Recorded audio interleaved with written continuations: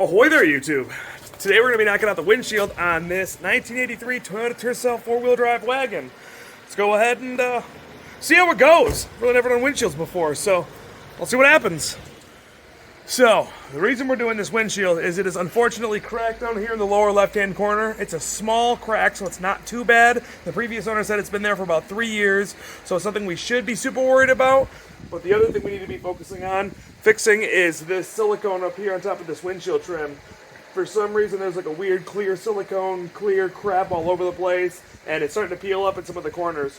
So we're going to go ahead and take it off, and hopefully nothing breaks, and see if we can't get it swapped out. Alright, so first things first, we are going to pull off these wiper arms, then we're going to pull the cowl out. The cowl is held in by a bunch of Phillips screws, and then I think there's two 10mm on the outer parts, or maybe they're little easy clips or quick clips or something like that.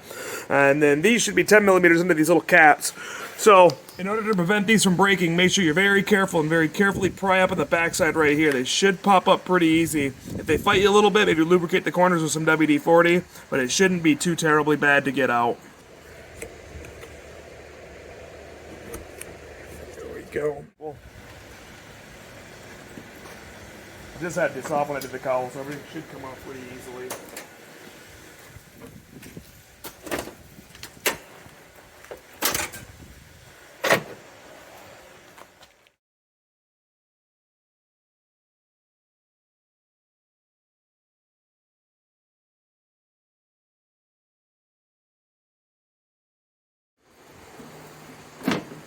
There we go. Clear over here.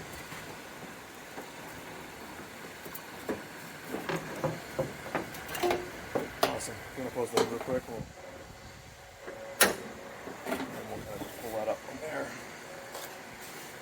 So, the reason we had to take the cowl off is to pull this bottom trim piece off. These trim pieces down here are all held in by Phillips screws. Now, be very careful with these because these are no longer available. Every glass company that I've talked to has been unable to source these from anywhere, so your best option is to pull these used from a junkyard or do your best to not break them. So, be very, very careful with these things, and they should just come straight out with a Phillips screw, and then that'll pull this trim straight out from there.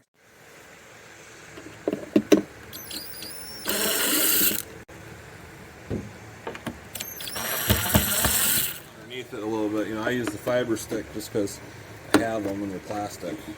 And it's not going to overly stress it because it's going to bend a little. Okay, so you recommend using like a plastic trim clip puller for these? Yeah. Something made out of plastic. Something made out of plastic, so not a metal one? Okay. Yeah. That way you can just get underneath it and rock it. Some of them get a little more stuck in there. Sometimes you gotta push into the middle and it slips it out of that bottom there. Bottom trim. Woohoo! I got plastic trim tool in my van too. It's actually all plastic.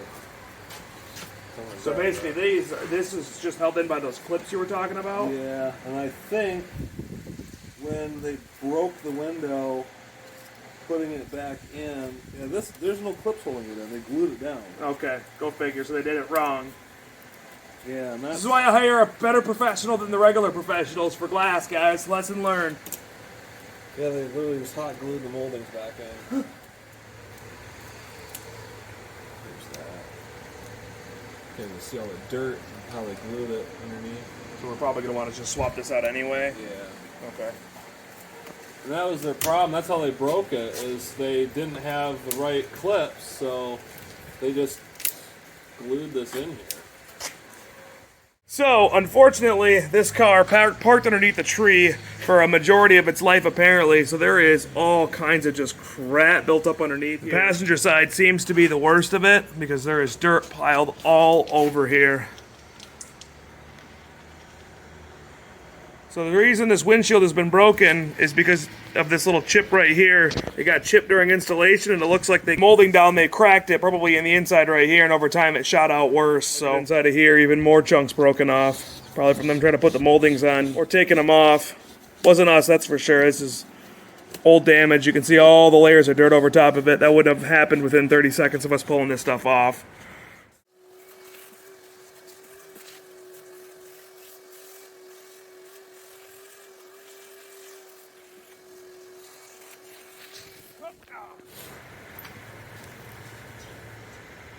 I have no idea what brand of glue they use on this thing, but it's really stiff. I think I sharpened these things before I left.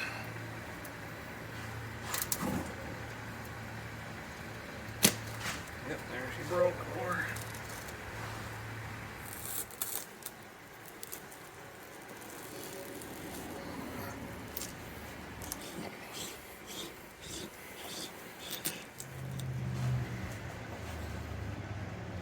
And yeah, I realize it has a handle, but I do this to get more control.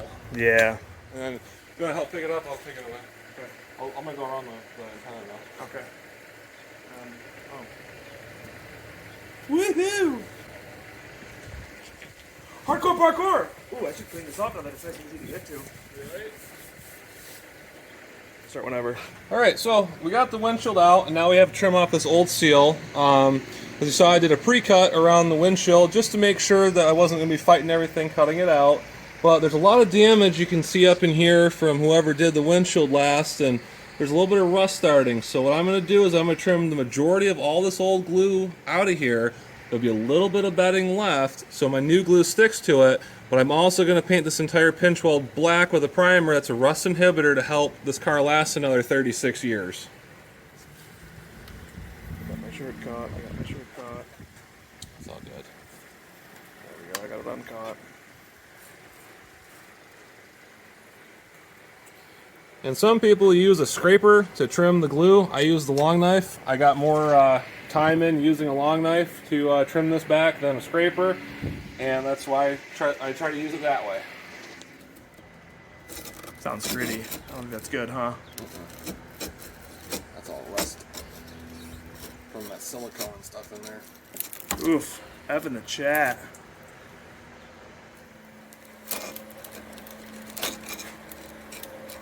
I'm really not even trimming anything, it's just peeling itself right off. It's cool with that. Oh, what's going on right here? Okay, so what we're doing is we're taping off the perimeter of the windshield frame so that we can grind down this rust. We just don't want to get up on the painted surface, so we're just kind of masking it off just for an extra layer of protection. It's just yellow painter's tape. So prevention's worth a pound of cure. Or a pound of bacon. Ooh, I like bacon. And currently at this juncture, we don't have any big rust holes like Spud in here, fortunately. There's a little scaling right here, but we're going to have to scrape it down, we're going to grind it, and we're going to hit it with some rust inhibiting primer to make sure the rust slows down. You can see a little bit of rust up here, which is very normal on a northern car like this. It's just, unfortunately, whoever did the windshield last time, when they glued the moldings back in, they used silicone, which is acidic by nature, which has to bond to something hard. So it will eat through clear coat and through paint, down into bare metal, and eat through the metal trying to stick to something. And we see it way too often. So don't use silicone on windshields, people. No, no, no. Silicones are for gaskets. That's it. What I really should have brought is my drop cloth and put it in the car. That's okay, I'll vacuum it up again. I vacuumed it up last week, Wednesday or Thursday for the show. This weekend. Vacuum it again, no big deal. I'll stick on the vacuum over the dashboard and everything before we drop the windshield in to make sure that I get all that off. The good news is there's not a lot of rust scale buildup. It's just stuff from the silicone and the mostly surface, so that's really good. It's not through all the folds of metal. Any of the buildup I'm just trying to get off, so it's not going to be a problem in the future.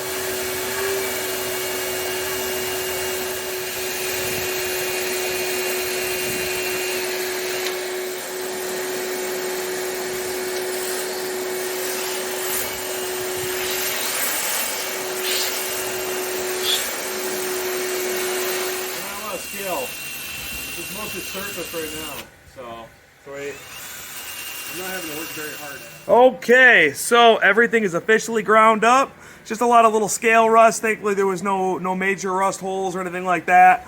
There's a couple little spots where it was a little bit worse than others, but all in all, it's really not that bad. A good rust inhibiting primer and a little bit more sanding with some sandpaper will make this thing look really sharp. So now I'm going to go ahead and start vacuuming up, get all the mess cleaned up, and then we'll go ahead and start priming it and slap the windshield back down.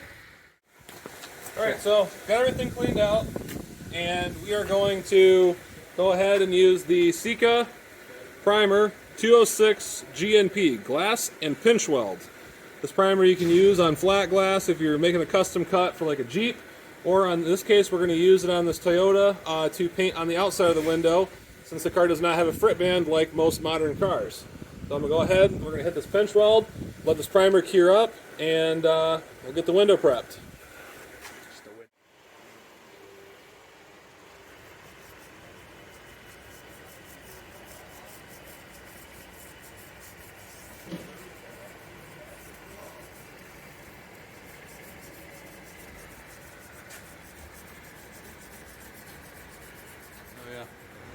So down here there's a body seam where the metal is formed, and they just use a body filler to seal that up. And for some reason on these Toyotas, when the water and moisture gets jammed down here in these folds of metal, it actually starts creeping inside the car and will rust it out from the inside. The one car that we saved out of Ohio, this whole bottom corner was rusted because of the moisture, even though it had the original windshield in it still. And our friend Alex, we changed his window, same thing, there was rust in there, even though his window was also original. So we're just priming this up and everything, making sure that primer can leak down underneath there and get everything nicely sealed up before we stick the glue in there with the windshield. Yeah, like 4 people. Me too.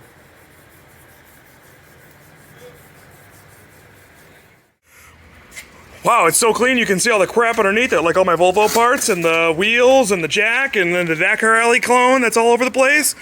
But this is the part number for the windshield right here. Should you be able to look one up. Again, I'm going to have a bunch of information in the description on finding this, along with the clips and everything like that. Apparently this is a really old sticker. Alex was geeking out about it. About this something or another company. Yep, so the company that made this window, Libby Nippon. It's kind of hard to see. Libby Nippon right there. This window is probably early 90s piece of glass when they had this logo still. So you can definitely tell how old it is. It's definitely new old stock. I kind of wanted to put this in to make it period correct because it does not have the blue shade band on the top. The old window we did take out had that blue shade.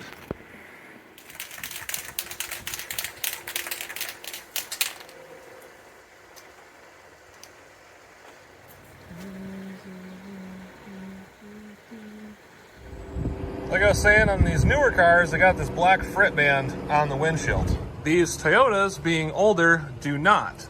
So what I like to do is I like to paint, use that Sika GNP primer and paint a perimeter on the windshield around the whole outside. And it's going to be majority of the way covered with the moldings once we put them on. And the reason we do this is it helps block the ultraviolet light, because these old windows don't have solar coating on them like the new ones. And it keeps the urethane from getting baked off the window and causing a leak in the future. So by doing this, we can flip the window over and we use what's called activator, and I'll show you what that is in a minute, to make sure our glue sticks to it. And this way right here, the ultraviolet light does not bake that activator or the glue off the windshield in the next 30 years. All right, now we've got the windshield flipped over here, and we're going to use one of our Sika activator pads. I use Sika brand urethane. And this activator pad, you literally just take it over here. It's a little glass vial in it. Crack it just like that. It runs all the activator to the front. You kind of tip it on an angle. And we are going to go around the perimeter of the glass with it. What it does is just etches the surface so our urethane will stick to it so that we don't have any leaks.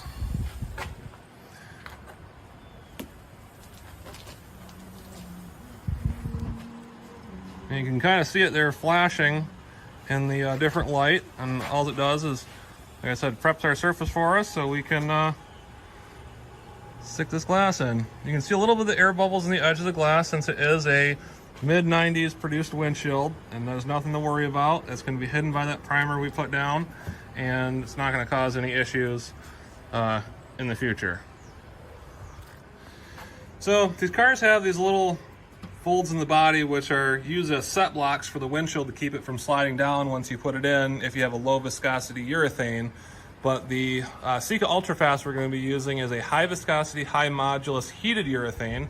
You can use whatever urethane you want, but you want to make sure you use a non-electrically conductive urethane. Because when you get that rust in there and you have a short in your car, it's pushing power through the car, and that will actually cause that rust to speed up and work even faster. It's really bad on semi-trucks that are aluminum. So since the original rubber set blocks are missing, we're going to use these little foam ones right here. It's actually just the foam off of a windshield. If we need to, we can always take them out and swap them out for a little bit smaller ones, but we're gonna start with these ones right now since the once the window's glued, it's gonna sit right about here at the edge of the dashboard. And another thing we're gonna do with this car is we're actually going to glue the perimeter of the glass just to make sure we have a good, nice, accurate seal. You can glue the car. A lot of people swear by that, but with these ones, we've done about 4 of them this way. Haven't had a problem, knock on wood. And we do this a lot with other style vehicles that have a pinch weld that is kind of questionable on if the glass is going to be too large or too small. That way you can make sure you're getting a good seal. Okay, so Alex is getting the windshield all finished up right now. We're gonna go ahead and get ready to get these clips dropped in here. These clips are fairly hard to find, but you can find them aftermarket. I'll drop some links in the description to show you where you guys can source these things. What these are used for is these are used to hold the windshield off on the sides and on the top. They're not used at all on the bottom. That's what those weird little clip things that we pulled off earlier are for. So you're gonna want roughly about 12 to 14 of these clips. The kits usually come in kits of 10, but they're not super expensive, so it's worth it to just buy a couple of them and have a few extra spares on hand. So they're really thin too, so if you accidentally break one when they're getting shipped or something like that, you'll be good to go. So.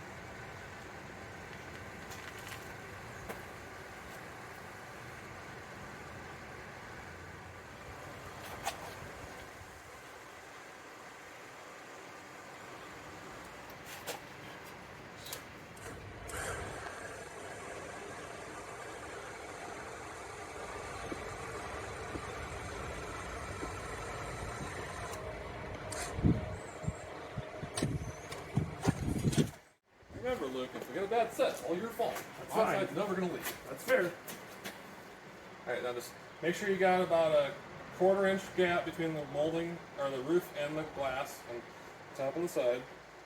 Think I'm about there? Just upside down, upside up here. Yeah, you're sitting pretty good. You can come down just a smidge.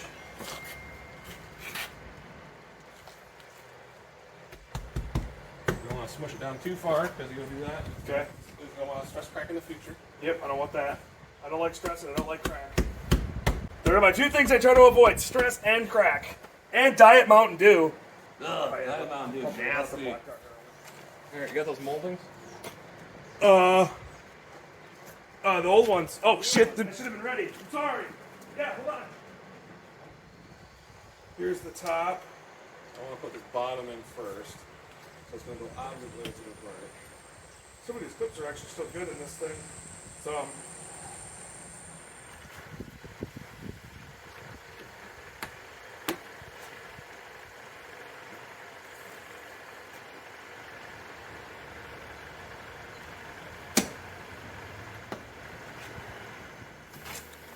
All right, when you put these clips in, this is the big flap here goes towards your windshield side. The small flap here goes towards the body side. When you put the clips in here, make sure you put them in the right direction, because this little tiny lip here, I'm gonna bring it closer, little baby lip sits right on the glass once you push it in there. Slips in here just like so, and pressure holds it in as I drop it.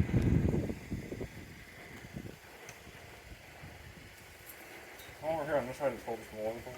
Yeah. Well, just keep it from falling down the car. I'm just trying to slide it in this thing here. This is a no falling down zone.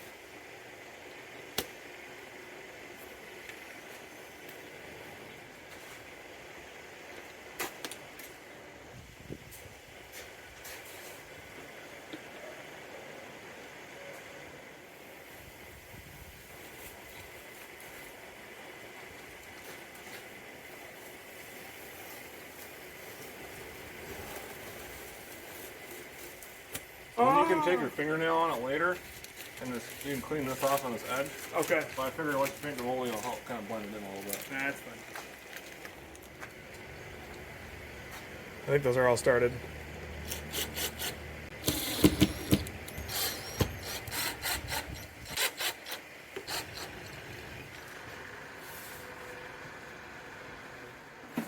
Down. Back up. Now it should be in line on my side, be in line on your side. And just like that. Oh, there's a little bit of dirt on it. Man. New windshield.